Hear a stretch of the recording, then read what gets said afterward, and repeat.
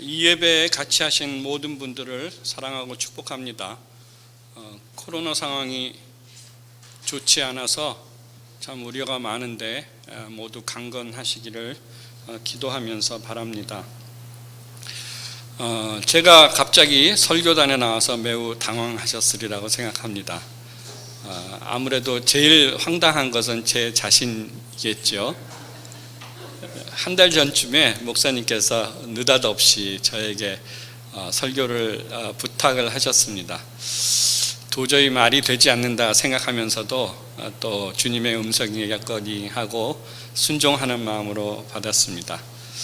마침 그때쯤 제가 그 사무엘 사항을, 특히 사울의 부분을 묵상하고 있던 터였습니다. 그래서 사울을 묵상한 것을 같이 좀 나누면 어떻겠는가 싶었습니다. 여러분은 사울 하면 사울 왕을 얘기합니다. 그 나중에 바울이 된 사울이 아니고요. 이제 이스라엘의 초대 왕인 사울 하면 어떤 생각이 떠오르십니까? 분명 매우 긍정적인 이미지는 아닐 것입니다. 그는 이스라엘 초대 왕으로 추대받았지만 평생을 다윗을 시기하고 죽이려 쫓아다니고 하면서 자신의 힘과 국력을 모두 소모한 사람입니다. 참 한심한 사람입니다. 요즘 아이들 말로 참 찌질한 사람이 아닌가 싶습니다. 그런데 성경은 그를 뭐라고 했을까요? 일단 그는 외모가 매우 준수한 사람이었습니다. 사무엘상 9장 2절에 보면 그에게는 사울이라고 하는 아들이 있었는데 잘생긴 젊은이였다. 이스라엘 사람들 가운데 그보다 더 잘생긴 사람이 없었고 키도 보통 사람들보다 어깨 위만큼은 더 컸다. 이렇게 되어 있습니다. 또한 그는 겸손한 사람이었습니다. 사무엘이 사울에게 앞으로 당신은 큰 일을 할 것입니다 라고 얘기하자 사울이 반응했습니다. 사무엘상 9장 22절의 말씀입니다. 사울이 대답하였다. 저는 이스라엘 지파들 가운데서도 가장 작은 베냐민 지파 사람이 아닙니까? 그리고 저의 가족은 베냐민 지파의 모든 가족 가운데서도 가장 보잘것없는데 어찌 저에게 그런 말씀을 하십니까? 했습니다. 또한 그는 성령의 사람이었습니다. 사무엘이 사울에게 기름을 부었더니 성령이 임했습니다. 사무엘상 10장 10절입니다.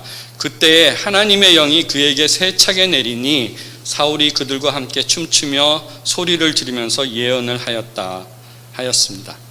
그리고 그는 마음이 매우 넓은 사람이었습니다. 처음 왕이 되었을 때 모든 사람이 그를 따른 것은 아니었습니다. 일부는 그들을 따랐지만 또 일부는 사울을 왕으로 인정하지 않고 따르지 않았습니다. 그런데 왕이 된 후 처음으로 암몬 족속과 전쟁을 하여 대승을 이루었습니다. 그러자 그를 추종하던 사람들이 사울에게 달려왔습니다. 그리고 이렇게 말했습니다. 사무엘상 11장 12절 말씀입니다. 사울이 어떻게 우리 왕이 될 수 있다고 떠들던 자들이 누구입니까? 그런 자들을 내주십시오. 우리가 그들을 쳐서 죽이겠습니다. 그러자 사울이 대답했습니다. 사무엘상 11장 13절 말씀입니다. 오늘은 주님께서 이스라엘 백성을 구원하여 주신 날이요 오늘은 사람을 죽이지 못하오. 얼마나 멋진 말입니까? 문득 넬슨 만델라가 떠오릅니다. 그는 자기를 27년 이상 감옥에 가둔 사람들을 용서해서 같이 살았습니다. 그리고 그는 왕이 되었습니다. 이스라엘의 초대 왕입니다. 이스라엘 백성들이 그렇게 원하던 왕입니다. 그의 그 권세와 영광이 얼마나 컸을지 우리가 상상할 수 있습니다. 좀 쉽게 말하면 장동건이나 원빈이 갑자기 대통령이 된 겁니다. 그리고 그런데 그 대통령의 겸손함이 마치 송기훈 목사님 같고 성령의 사람인 것이 마치 이상호 목사님 같은 것이었습니다. 넬슨 만델라와 같은 넓은 마음의 소유자였습니다. 혹시 이 자리에 이 예배에 참석하는 분 중에서 나는 그 정도 조건은 된다 하는 분이 계시면 손을 한번 들어보시기 바랍니다. 제가 확인을 할 수는 없지만 아마 손 드시는 분이 거의 없지 않을까 싶습니다. 저는 손을 들 수 없습니다. 이렇게 모든 면에 완벽한 사울이 왜 그렇게 찌질해졌을까요? 이런 사울을 보면서 그런 생각이 듭니다. 사람 참 별것 없다. 별 볼 일 없다. 우리들은 좀 잘 살아보기를 원합니다. 좀 더 행복해졌으면 합니다. 좀 더 나은 삶을 살기를 바랍니다. 그래서 무엇을 합니까? 돈을 벌어보기도 합니다. 높은 자리에 올라가 보기도 합니다. 인품을 가꾸어 보기도 합니다. 심지어 얼굴을 고쳐보기도 합니다. 그러면 높은 자리, 많은 재물, 아름다운 외모, 멋진 성품이 있으면 행복할까요? 나아가 한때 가졌던 돈독한 신앙심과 겸손한 힘이 있으면 행복할까요? 좀 더 의미 있고 나은 삶이 될까요? 잘 살게 될까요? 삶의 걱정과 불안을 떨칠 수 있을까요? 사울을 보면 그렇지 않은 것 같습니다. 사람 별 볼 일 없습니다. 저도 별 볼 일 없고 죄송하지만 여러분도 별 볼 일 없습니다. 사람 별 볼 일 없다. 그리고 나도 별 볼 일 없다 하는 고백이 항상 우리에게 있어야 할 것 같습니다. 자, 그럼 본격적으로 왜 사울이 그렇게 찌질해졌는지 한번 알아보겠습니다. 그렇게 멋진 사울이 찌질해지기 시작한 것은 그가 왕이 된 후 두 번째 실시한 아말렉과의 전쟁이 결정적인 것 같습니다. 오늘 읽은 말씀과 같습니다. 사실 그에게는 그 전에도 이런저런 잘못이 있고 사무엘과 하나님 눈밖에 나긴 했지만 아마도 아말렉과의 전쟁이 결정적인 어떤 역할을 하지 않았나 싶습니다. 우선 아말렉에 대해서 좀 알아보겠습니다. 아말렉은 야곱의 형 에서의 손자입니다. 창세기 38장 12절에 보면 에서의 아들 엘리바스와 그의 첩 딥나 사이에서는 아들 아말렉이 태어났다 이렇게 되어 있습니다. 에서의 손자라는 얘기도 에서의 자손입니다. 그런데 이보다 훨씬 전에 아말렉이 거론되어 있습니다. 창세기 14장 7절에 보면 그러고는 쳐들어온 왕들은 방향을 바꿔서 엔미스밧 곧 가데스로 가서 아말렉 쪽에 온 들판과 하사손 다말에 사는 아모리족까지 쳤다라고 되어 있습니다. 이 장면은 에서의 할아버지인 아브라함이 있었을 때 나온 얘기입니다. 그래서 약간 혼란이 있습니다. 그러나 이제 한 가지 확실한 것은 아말렉은 가나안과 애굽 땅 사이에 거주하는 민족이었고 모세와 함께 출애굽한 이스라엘 백성이 가장 처음 만나서 전쟁을 벌인 그 족속이 아말렉 족속입니다. 그래서 여호수아가 군대를 이끌고 아말렉 족속과 전쟁을 하고 모세는 높은 곳에 서서 두 팔을 들고 하나님께 기도를 했습니다. 그래서 우리 잘 아는 것처럼 창세기 출애굽기 17장 11절에 보면 모세가 그의 팔을 들면 이스라엘이 더욱 우세하고 그가 팔을 내리면 아말렉이 더욱 우세하였다 하는 말씀이 있습니다. 그리고 모세가 나중에 그 가나안 안으로 이스라엘 백성을 보내기 전에 회고하는 일이 신명기에 나오는데 그때 이스라엘 백성들에게 이렇게 말합니다. 신명기 25장 17절에서 18절의 말씀입니다. 당신들이 이집트에서 나오던 길에 아말렉 사람이 당신들에게 한 일을 기억하십시오. 그들은 당신들이 피곤하고 지쳤을 때에 길에서 당신들을 만나 당신들 뒤에 처진 사람들을 모조리 쳐 죽였습니다. 그들은 하나님을 두려워할 줄 모르는 자들입니다. 그리고 신신당부합니다. 신명기 25장 19절의 말씀입니다. 주 당신들의 하나님이 유산으로 주셔서 당신들로 차지하게 하시는 땅에서 주 당신들의 하나님이 당신들 사방의 적들을 물리치셔서 당신들로 안식을 누리게 하실 때에 당신들은 하늘 아래에서 아말렉 사람을 흔적도 없이 없애버려야 합니다. 이것을 잊지 말아야 합니다. 좀 무시무시합니다. 그리고 똑같은 명령이 수백 년이 지난 후 이스라엘 백성에게 왕이 된 사울에게 내려집니다. 사무엘상 15장 2절에서 3절의 말씀입니다. 만군의 주가 말한다. 이스라엘이 이집트에서 나올 때에 아말렉이 이스라엘에게 한 일, 곧 길을 막고 대적한 일 때문에 아말렉을 벌하겠다. 너는 이제 가서 아말렉을 쳐라. 그들에게 딸린 것은 모두 전멸시켜라. 사정을 보아주어서는 안 된다. 남자와 여자, 어린아이와 젖먹이, 소떼와 양떼, 낙타와 나귀 등 무엇이든 가릴 것 없이 죽여라. 그야말로 하나님이 뒤끝이 장렬하시는 장면입니다. 왜 수백 년 전의 일이었는데 아말렉에게 아직도 그런 마음을 갖고 계신 걸까요? 여전히 진멸하라고 명령하시는 걸까요? 잘 이해가 되지 않는 부분입니다. 아무리 그래도 그렇지 어린아이와 젖먹이까지 다 진멸하라고 죽이라고 하는 명령은 무엇이 있겠습니까?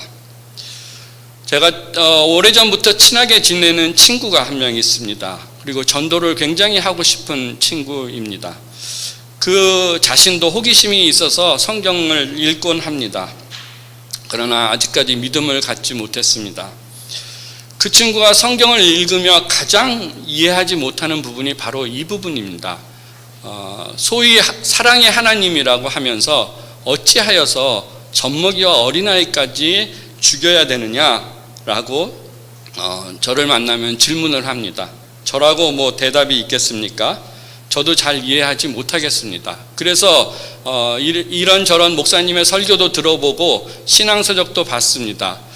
보고 들을 때는 그럴듯했는데 막상 제 언어로 잘 나오지 않습니다. 제대로 이해가 안 되는 것이죠. 아마 이 장면에서 사울도 잘 이해하지 못했던 것 같습니다. 전쟁이 끝나고 사무엘이 제대로 순종하지 않는 사울을 나무라자 사울이 이렇게 대답합니다. 오늘 말씀 중에 있는 말씀입니다. 사무엘상 15장 20절에서 21절의 말씀입니다. 사울이 사무엘에게 대답하였다. 나는 주님께 순종하였습니다.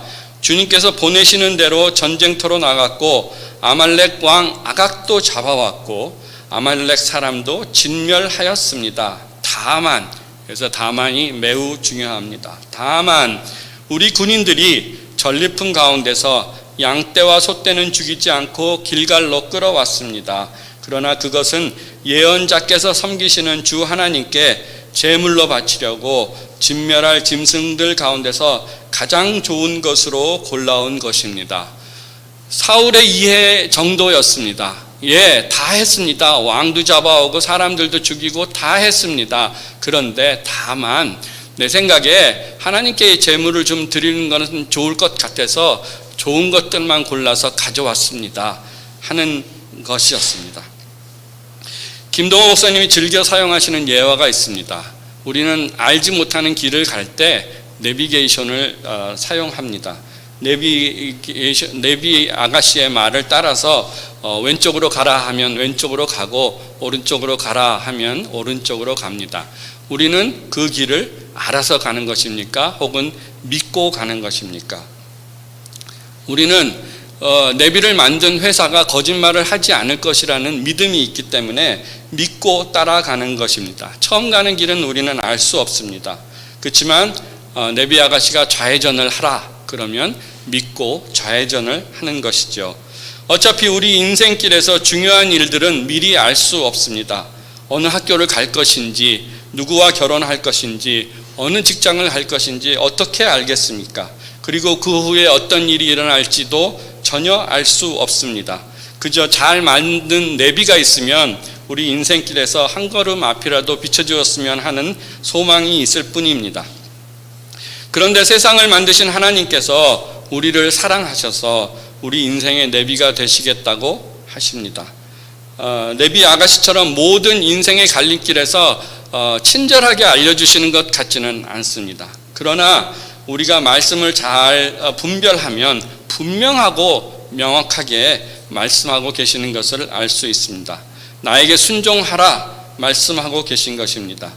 우리가 내비 만든 회사를 신뢰하듯 하나님을 신뢰한다면 하나님께서 좌회전해라 할 때 좌회전해야 하는 것입니다. 사울도 그래야 했습니다. 그런데 그러지 않았습니다. 좌회전을 하기는 했습니다. 안 한 것은 아닙니다. 그런데 하나님께서 90도 좌회전해라 했는데 45도만 좌회전을 한 것입니다. 우리 아직도 지방에 가보면 이렇게 길이 로타리가 있고 여러 갈래의 길이 있는 곳들이 있습니다.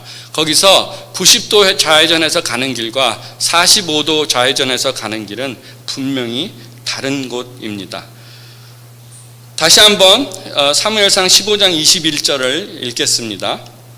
다만 우리 군인들이 전리품 가운데서 양떼와 소떼는 죽이지 않고 길갈로 끌어왔습니다. 그러나 그것은 예언자께서 섬기시는 주 하나님께 제물로 바치려고 진멸할 짐승들 가운데서 가장 좋은 것으로 골라온 것입니다 라고 말했습니다. 사울은 좌회전했다고 우기고 있는 것입니다. 그러나 90도 좌회전해서 가는 길과 45도 좌회전해서 가는 길은 다른 길이라는 것을 간과하고 있었던 것이죠. 그래서 사무엘에게 꾸지람을 듣습니다. 그 다음 말씀입니다. 사무엘상 15장 22절 말씀입니다. 우리가 잘 아는 말씀이지요. 사무엘이 나무랐다. 주님께서 어느 것을 더 좋아하시겠습니까? 주님의 말씀에 순종하는 것이겠습니까? 아니면 번제나 화목제를 드리는 것이겠습니까? 잘 들으십시오. 순종이 제사보다 낫고 말씀을 따르는 것이 숫양의 기름보다 낫습니다. 사무엘은 90도 좌회전하지 않은 것은 완전히 순종하지 않았다고 말하고 있는 것입니다. 그런데 이 장면에서 아주 흥미로운 것이 있습니다. 사울의 표현이 아주 묘합니다. 사무엘상 15장 21절을 개역개정으로 한번 보겠습니다. 다만 백성이 그 마땅히 멸할 것 중에서 가장 좋은 것으로 길갈에서 당신의 하나님 여호와께 제사하려고 양과 소를 끌어왔나이다 라고 되어 있습니다. 여기서 사울은 하나님을 당신의 하나님, 영어로 Your God이라고 부르고 있습니다. 보통 우리는 하나님을 그냥 하나님 이렇게 부르든지 나의 하나님 이렇게 부릅니다. 그래서 예수님께서도 십자가에 돌아가시면서 엘리 엘리 라마 사막다니 나의 하나님 이렇게 불렀습니다. 그렇다고 성경에 너의 하나님이 나오지 않는 것은 아닙니다. 대부분의 경우 너의 하나님은 하나님이 직접 사용하시든지 아니면 모세와 같은 선지자들이 사용하는 표현입니다. 백성들에게 하나님에 대해서 얘기할 때 이것이 누구 딴 사람의 하나님이 아니고 바로 너의 하나님이다 라고 강조할 때 주로 사용하는 말입니다. 또 한 가지의 경우는 바로나 혹은 다른 외국의 왕들이, 그러니까 믿음을 갖지 않은 사람, 하나님을 믿지 않는 사람들이 부르는 호칭입니다. 내 하나님이 아니고 바로 너 이스라엘의 하나님이라는 얘기를 할 때 쓰는 호칭입니다. 사울이 사무엘을 향해 당신의 하나님, 너의 하나님 이렇게 불렀습니다. 아무리 생각해도 첫 번째 용례 같아 보이지는 않습니다. 하나님을 강조하기 위해서 자기가 뭐 선지자도 아닌데 그렇게 했겠습니까? 그렇다면 사무엘 당신이 섬기는 하나님과 내가 섬기는 하나님이 조금 다르다는 의미를 갖고 있는 것은 아닌가 싶습니다. 혹은 사울에게도 좀 억울한 부분이 있는 것 같아 보일 수도 있겠습니다. 사무엘은 사사입니다. 마지막 사사인데요. 사사 시대에는 사사에게 제사를 드리는 영적 권위도 있었고 나라를 다스리는 세상의 권위도 있었습니다. 그런데 사울이 첫 왕이 되면서 이제 영적 권위는 왕에게 주어지지 않았고 세상을 다스리는, 나라를 다스리는 세상의 권위만 주어졌습니다. 이것을 본 사울이 어쩌면 약간 억울했을지 모르겠다는 생각이 들었습니다. 자기도 할 수 있는데 왜 뺏어가는가 이런 생각이 들지 않았을까 싶습니다. 실질적으로 사울은 그런 언약궤를 전쟁을 하는 데 있어서 가져오게 명령하기도 하고 사무엘이 늦게 나타나자 자기가 직접 제사를 드리기도 했습니다. 사울에게 그런 교만함이 있었지 않았을까 싶습니다만은 알 수는 없습니다. 어쨌든 이렇게 표현이 바뀌었습니다. 너의 하나님으로 사울은 부르기 시작했습니다. 그러자 일어난 중요한 변화가 있습니다. 초반에 말씀드린 대로 사울은 성령의 사람이었습니다. 사무엘상 10장 10절을 다시 보면 그때 하나님의 영이 그에게 세차게 내리니 이렇게 되어 있습니다. 성령의 사람이었습니다. 그런데 그가 너의 하나님이라고 호칭을 변경한 후 큰 변화가 일어났습니다. 사무엘상 16장 14절에 보면 사울에게서는 주님의 영이 떠났고 그 대신에 주님께서 보내신 악한 영이 사울을 괴롭혔다라고 되어 있습니다. 간단히 말하면 사울이 나의 하나님을 불렀을 때 성령이 임하셔서 하나님 나라 곧 천국을 살았고, 그에게 하나님이 너의 하나님이 된 후 그는 악한 영에 얽매여 하나님이 없는 나라 곧 지옥을 살았습니다. 평생을 한심하게 다윗 잡으러 다니면서 자신의 힘과 온 국력을 소모했습니다. 분명히 그가 하나님을 나의 하나님으로 불렀을 때 성령이 임하여 하나님 나라 곧 천국을 살았을 테니 그에게 기쁨과 평안이 있었을 것입니다. 행복했을 것입니다. 그러나 그가 하나님을 너의 하나님으로 불렀을 때 성령이 떠났고 하나님의 나라가 아닌 지옥을 살았을 테니 두렵고 불안했을 것입니다. 불행했을 것입니다. 지금까지 두 주제를 한번 묶어보겠습니다. 첫째, 사람은 별 볼 일 없다. 너나 나나 다 별 볼 일 없다. 두 번째, 나의 하나님이라고 부를 때 우리는 천국을 살게 되고, 그것이 너의 하나님으로 바뀔 때 우리는 지옥을 살게 됩니다. 우리는 돈이 많으면, 지위가 높으면, 외모가 준수하면, 성품이 좋으면 행복할 줄 알았습니다. 잘 사는 줄 알았습니다. 천국을 사는 줄 알았습니다. 그러나 그렇지 않습니다. 아무리 많이 가졌어도 하나님이 딴 사람의 하나님이 되면 거기가 바로 지옥인 것입니다. 우리는 돈이 없으면, 지위가 낮으면, 외모가 볼품없으면, 성품이 나쁘면 불행한 줄 알았습니다. 못 사는 줄 알았습니다. 지옥을 사는 줄 알았습니다. 그러나 그렇지 않습니다. 아무리 적게 가졌어도 하나님이 나의 하나님이 되면 바로 거기가 천국입니다. 사람 별것 없습니다. 그러나 하나님은 별 볼 일 있습니다. 천국을 살려면 하나님이 필요하고, 지옥을 살려면 여러분이 생긴 대로 사시면 됩니다. 천국을 살려면 하나님을 나의 하나님으로 인정하면 되고, 지옥을 살려면 하나님을 나와 상관없는 너의 하나님으로 인식하면 됩니다. 저희 막내 윤재 얘기를 좀 하겠습니다. 이상호 목사님께서 가끔 서영이와 지영이 얘기를 하시는데, 서영이와 지영이가 그랬답니다. 제발 말씀하시기 전에 통보는 좀 해주세요. 이렇게 얘기했다고 합니다. 그래서 저도 윤재에게 통보를 하고 나왔습니다. 허락을 받은 것은 아닙니다.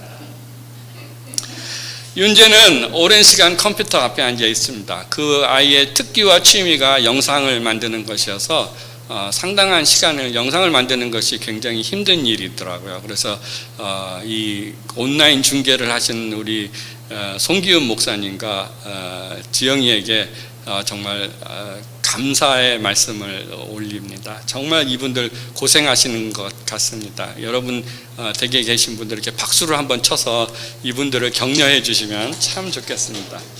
정말 시간이 많이 드는 것 같습니다. 그리고 나머지 시간에는 이제 컴퓨터 게임을 하십니다. 당연히 움직이는 시간이 매우 적고 수면 시간도 부족해서 건강에 무리가 가게 되었습니다. 걱정이 되는 일입니다. 몇 주 전 제가 기도회 때, 10시 기도회 때 말씀드린 적이 있는데, 제가 아이들의 앞니를 두고 이게 저녁 시간에 걱정을 했습니다. 그랬더니 큰아이가 대뜸 얘기했습니다. 아빠, 하나님이 어련히 알아서 하실 텐데 무슨 걱정이 그렇게 많으세요? 아빠 신앙인 맞아요? 이게 뒤통수를 한 대 얻어맞은 것 같습니다. 그런데 더 신기한 일이 바로 그날이 이상호 목사님께서 깨어나라 설교를 하신 날, 주일날 저녁이었습니다. 하루도 안 지나고 저녁에 그 얘기를 들으면서 저는 그것이 하나님이 저에게 주신 깨어나라 하는 경고로 받았습니다. 그러고 보니 지금까지 내가 무엇을 할 수 있다고,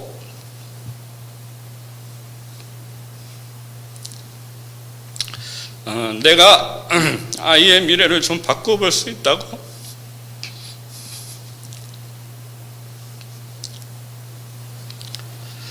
걱정하고 불안해하고 있었습니다.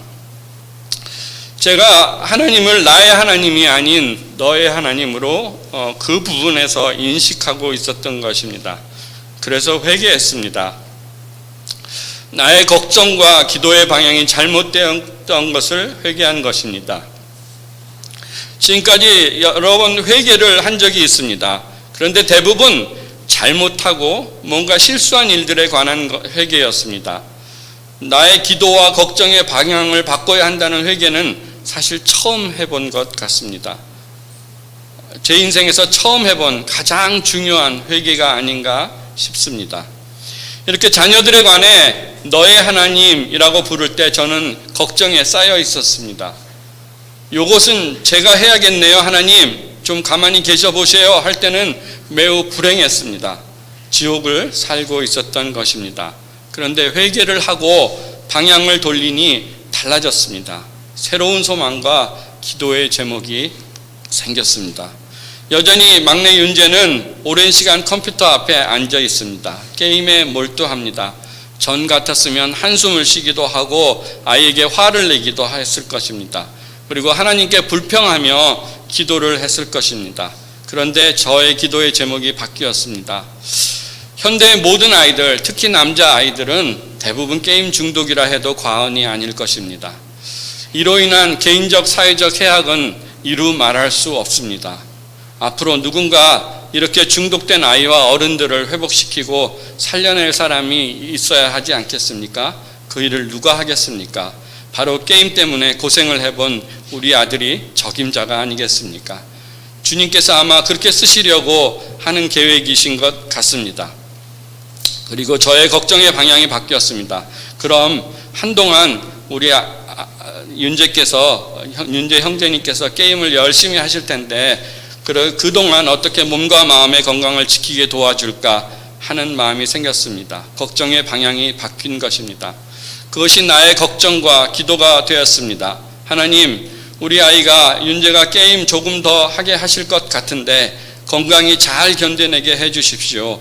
그리고 그 경험을 가지고 게임과 영상의 폐허로 고통받는 많은 사람들을 살리게 해 주십시오. 그랬더니 정말 염려가 사라지는 것을 느낍니다. 기쁨과 평안이 생깁니다. 천국을 사는 것 같습니다. 물론 아주 잠시 동안 이기는 해도 말입니다. 여전히 이해는 잘 되지 않습니다. 아직도 마음 한구석에는 우회전을 했으면 좋겠습니다. 윤재가 그냥 그런 어려움 없이 살았으면 좋겠습니다. 100보를 물러나 좌회전을 한다 해도 90도까지 좌회전을 하지 말고 45도만 좌회전을 했으면 좋겠습니다. 그런데 생각해 보면 눈에 보이고 손에 잡히는 일을 믿을 필요가 뭐가 있겠습니까? 그저 보고 만지면 되는 것이죠. 눈에 보이지도 않고 손에 잡히지도 않고 이해도 되지 않으니 믿으라고 강조하시는 것이 아니겠습니까? 마치 우리가 내비를 만든 회사를 믿고 좌회전을 하는 것과 같습니다. 그래서 주님은 믿어라, 그리고 90도 좌회전을 해라 하고 하시는 것입니다. 그리고 그 길만이 살 길이다 라고 말씀하십니다. 예수님께서 내가 곧 길이요 진리요 생명이라고 말씀하신 것이 이 말씀이 아닌가 싶습니다. 그래서 제 기도가 그렇습니다. 네, 주님, 좌회전 하기로 했으니 제가 어설프게 45도가 아니고 완전히 90도 좌회전할 수 있게 해 주십시오. 여러분도 혹시 기억이 나시면 제가 그리고 우리 윤재가 완전히 90도 좌회전을 할 수 있게 기도해 주시면 감사하겠습니다. 여러분은 어떤 걱정과 기도를 가지고 계십니까? 얼마나 어렵고 절망적인 기도입니까? 이해가 도대체 되지 않으십니까? 여러분이 뭘 좀 해보려고 했는데 되는 것은 없고 힘만 드십니까? 혹시 하나님도 이건 어쩔 수 없어 이런 생각이 들지는 않으십니까? 한마디로 지옥을 살고 계시지는 않습니까? 불행이 온 삶을 뒤덮고 있지는 않습니까? 두려움과 불안이 온통 여러분의 삶을 지배하고 있지는 않습니까? 바로 그 부분이 나의 하나님이 아니고 너의 하나님인 부분일 수도 있습니다. 여러분 삶 중에 가장 절망적인 일 하나만 생각해 보십시오. 그리고 기도해 보십시오. 불안하고 두렵지만 한번 맡겨 보십시오. 나의 하나님이라고 불러 보십시오. 하나님, 이 일 좀 알아서 해 주십시오 라고 맡겨 보십시오. 내가 섣불리 뭘 하려던 것을 좀 내려놓아 보십시오. 그럼 분명히 하나님은 일하기 시작하실 것입니다. 아마도 내가 원하는 방향은 아닐 가능성이 큽니다. 오래 해결되지 않았다는 것은 내 노력의 방향을 하나님께서 별로 좋아하지 않는다 그런 가능성이 있습니다. 걱정과 기도의 방향이 잘못되었음을 회개하십시오. 걱정과 기도를 바꾸어 보십시오. 먼저 그 나라와 그의 의를 구해 보십시오. 그러면 분명 하나님의 방향을 알게 될 것입니다. 걱정과 기도가 바뀔 것입니다. 천국을 살게 될 것입니다. 평온함과 기쁨을 경험하실 것입니다. 하나님이 우리 삶에 가장 바라시는 것입니다. 바로 하나님의 나라가 이루어지는 것입니다. 한 가지만 더 짚어보겠습니다. 사울은 42년간 왕 위에 있었습니다. 사무엘상 13장 1절에 보면 사울이 왕이 되었을 때에 그의 나이는 30살이었다. 그가 이스라엘을 다스린 것은 42해였다 되어 있습니다. 그런데 다윗도 30살의 왕이 되었습니다. 사무엘기 하 5장 4절에 보면 다윗은 30살의 왕이 되어서 40년 동안 다스렸다라고 되어 있습니다. 그런데 이 아말렉 사건은 제법 초반에 일어난, 사울이 왕이 된 이후 제법 초반에 일어난 사건 같습니다. 하나님이 이제 사울을 마음에서 버리고 다윗을 택해서 기름을 부은 것보다 훨씬 이전의 일 같아 보입니다. 그 후 사울은 악감정을 품고 다윗을 쫓아다녔는데 그 기간을 어림잡아 보아도 한 10년 정도는 되지 않나 싶습니다. 어림잡아 보면 아말렉과 전쟁 후 30년 동안 사울은 왕 노릇을 했습니다. 다윗이 기름 부음 받은 지 20년 이상 동안 사울은 왕 노릇을 했습니다. 그리고 실제 다윗을 질투하며 죽이러 쫓아다니면서도 10여 년 동안 사울은 왕위에 있었습니다. 하나님은 왜 그러셨을까요? 이미 한참 전에 준비가 끝났습니다. 다윗을 다음 왕으로 세우기로 결정하셨습니다. 임명해 놓으셨습니다. 그런데 그 실행을 미루셨습니다. 사울을 아무리 보아도 개선의 가망이 보이지 않는데도 말입니다. 얼른 바꾸는 것이 이스라엘과 모든 사람을 위해서 좋지 않았을까요? 그런데 하나님은 그러시지 않았습니다. 답답하게도 수십 년간 그 집행을 미루셨습니다. 사울이 언급된 성경의 길이만도 15장 이상이 됩니다. 그것은 하나님의 관심이 매우 컸다는 말씀과 동일합니다. 여러 이유가 있을 수 있겠으나 제가 생각하는 이유는 단 하나입니다. 바로 사울을 위해서입니다. 사울을 사랑하셨기 때문에 그런 것 아닐까요? 사울이 마음을 돌이켜서 다시 나의 하나님을 부르기를 기다리셨던 것이 아닐까 싶습니다. 바로 사울을 사랑하신 것이죠. 왜 그랬을까요? 그깟 사울 없애버리면 그만인데요. 이미 다윗은 준비가 다 되었습니다. 이스라엘에게 좋은 일인데요. 모든 사람에게 좋은 일인데요. 답답하십니까? 이해가 안 되십니까? 그러면 대상을 한번 바꿔보시죠. 만약 하나님이 저와 여러분을 몇 년도 참아주시지 않았다면 어땠을까요? 이 자리에서 이렇게 점잖게 예배드릴 분이 몇 분이나 계실까요? 적어도 저는 아닙니다. 하나님이 만약 저를 참아주시지 않았다면, 저를 사랑하지 않았다면 정말 생각만 해도 끔찍합니다. 여러분은 어떠하십니까? 하나님이 사울을 얼른 없애버리지 않아서 답답하셨나요?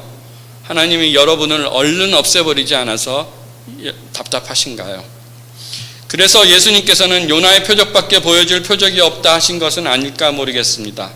멸망시키려던 니느웨가 회개하자 언제 그랬냐는 듯 뜻을 접으셨습니다.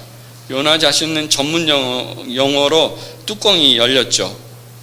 그렇지만 하나님은 니느웨를 구원하셨습니다.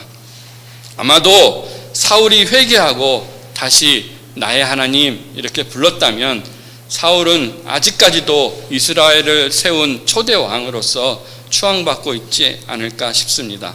하나님은 오래 기다리십니다. 그러나 영원히 기다리시는 것은 아닙니다. 그래서 오늘이 적기입니다. 지금이 바로 그때입니다. 혹시 너의 하나님라고 부르는 부분이 있다면 이 시간 나의 하나님 하고 바꾸어 부를 때입니다. 스바냐가 이런 찬송을 했습니다. 스바냐 3장 17절을 개역개정으로 보겠습니다. 너의 하나님 여호와가 너의 가운데 계시니 그는 구원을 베푸실 전능자이시라. 그가 너로 말미암아 기쁨을 이기지 못하시며 너를 잠잠히 사랑하시며 너로 말미암아 즐거이 부르며 기뻐하시리라. 이 찬양 우리 같이 한번 해보시면 좋겠습니다. 여기서 스바냐는 너의 하나님이라고 사용했습니다. 이것은 선지자들이 이스라엘 백성에게 하나님이 다른 사람의 하나님이 아니고 바로 내 자신의 하나님이다 라고 강조할 때 쓰는 그런 경우였을 것입니다. 그래서 이 노래를 나의 하나님 여호와가 우리 가운데 계시니 이렇게 바꾸어서 한번 불러보시도록 하시겠습니다.